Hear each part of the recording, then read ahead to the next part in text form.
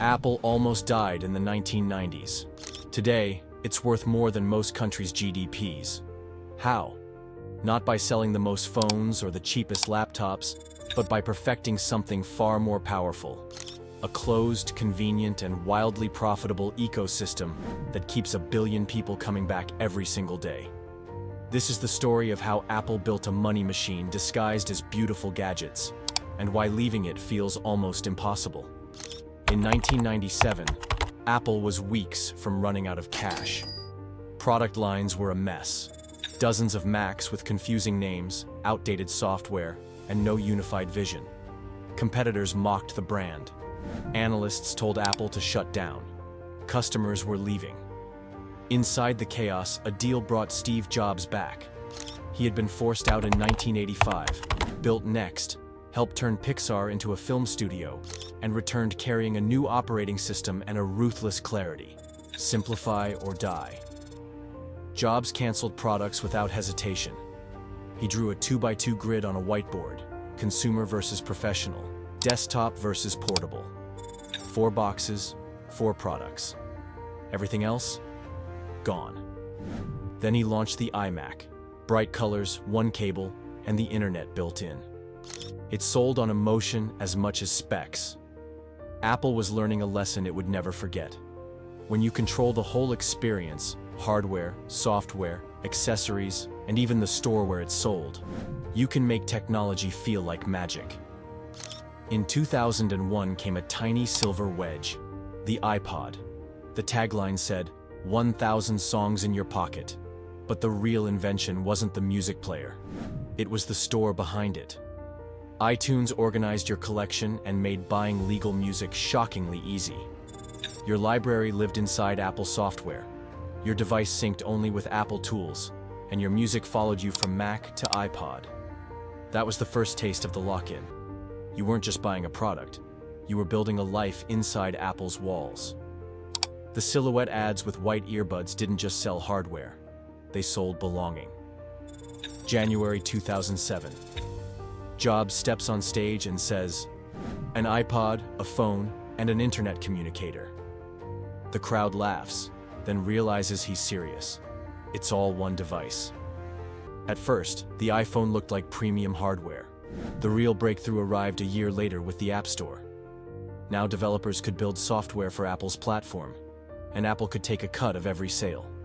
Your purchases were tied to your Apple ID, your photos backed up to Apple's cloud. Your messages turned blue with iMessage. FaceTime made video calling frictionless, only if both sides were on Apple. Every new feature was honey that quietly hardened into glue. Apple's greatest product is the feeling that everything just works. AirDrop moves files in seconds. AirPods connect the moment you flip the case. Apple Watch unlocks your Mac.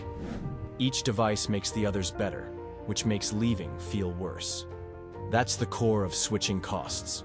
Replace one device and you lose convenience.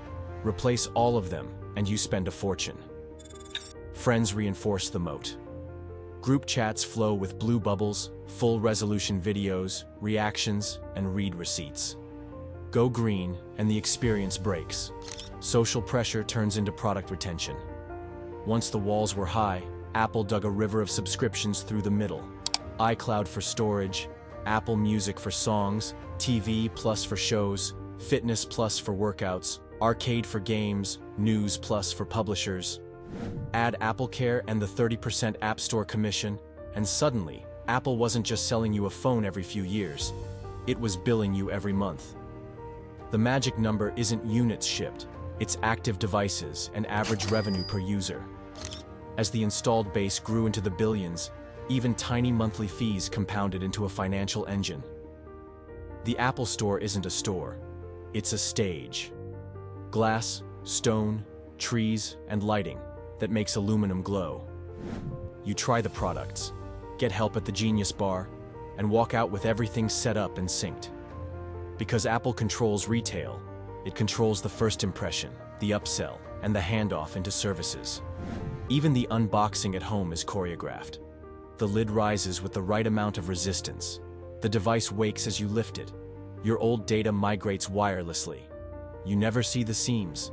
Ecosystem isn't only about software, it's silicon. Apple's A-series chips turned iPhones into little supercomputers.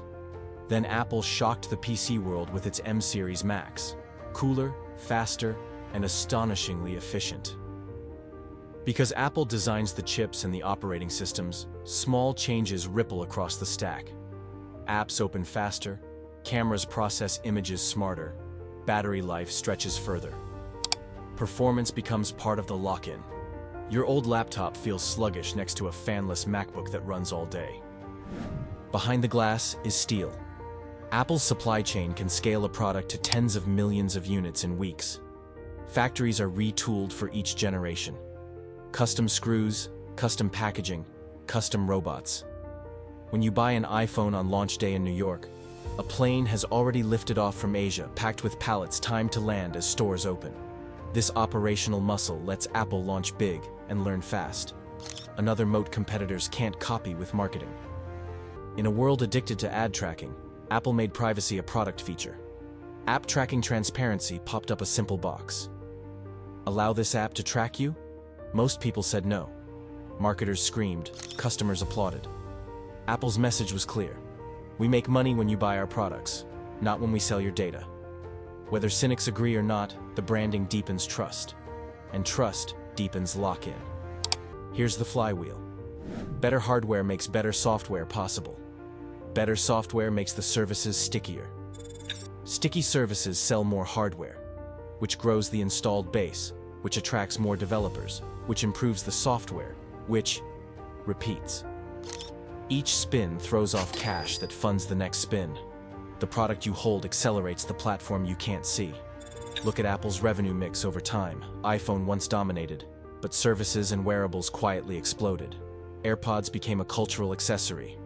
Apple Watch moved from notifications to health, heart rhythms, fall detection, SOS. Those devices don't replace the iPhone, they orbit it. Each orbit adds gravity. Each subscription adds mass.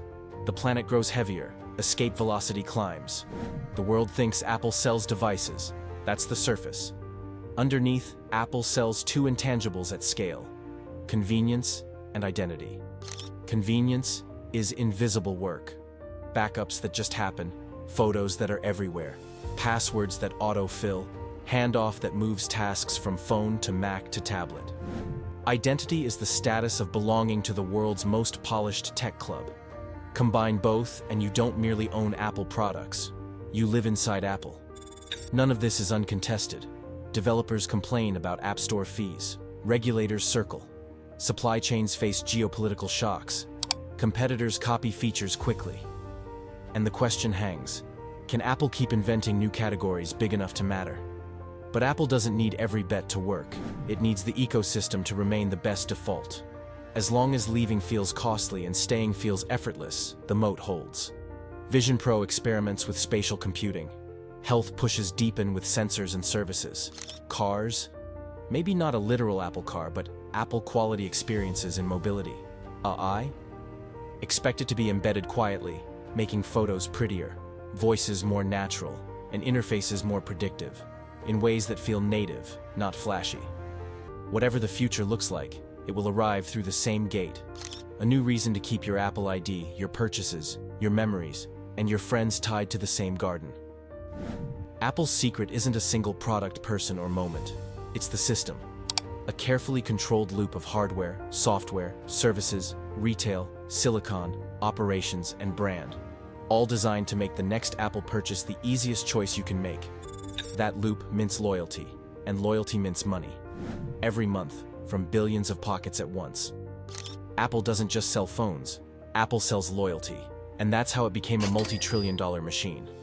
If you want more deep dives into how the world's biggest companies really make money, hit subscribe. This is Net Worth Nation.